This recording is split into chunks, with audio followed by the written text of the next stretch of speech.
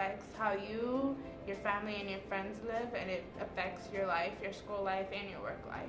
The economy can rise and it can also fall, and it can affect the working class, non-working class, everybody. It affects everybody. Yes, I think voting is important because you need to choose who's gonna lead the country or the city, and you don't want to put it in the hands of someone that doesn't know what they're doing or they want to do something crazy. So it's important to get someone that would know where to get the city or the country or the state in a good place. No, unfortunately, I will not be voting in the next election. I won't be voting because none of the candidates have anything or relative to me, to my life. They're not standing for my point of view. I will probably not be voting in the next election just because I'm not really interested in any of the candidates. I'm not interested in the candidates because none of them are really saying anything that really has to do with any of my own personal issues. Like, for example, tuition. I'm a college student. Tuition hikes are really important to me. I'm going to have to pay off that debt in the future, so that's something that concerns me.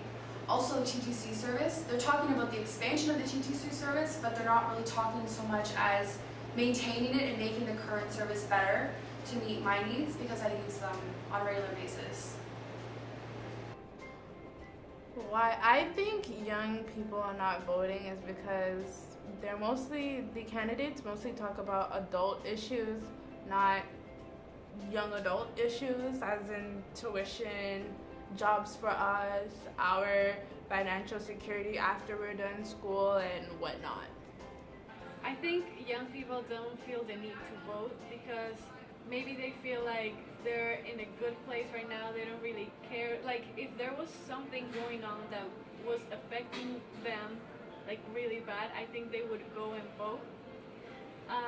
But I think most like young people are focused on other things, you know, like maybe they're focused on, I don't know, video games, school.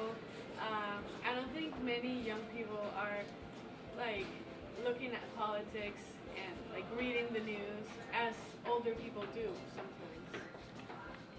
I don't think that the current candidates are really reaching out to the young people the way that we would like to be reached out to.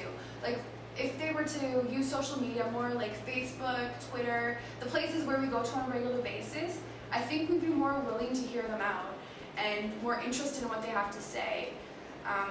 Because for me, like, I don't really watch the news that often, and I'm on Facebook every day. So if they were reaching out to me with Facebook, telling me what their campaign platform was, I think I'd be more willing to listen and to participate in the election.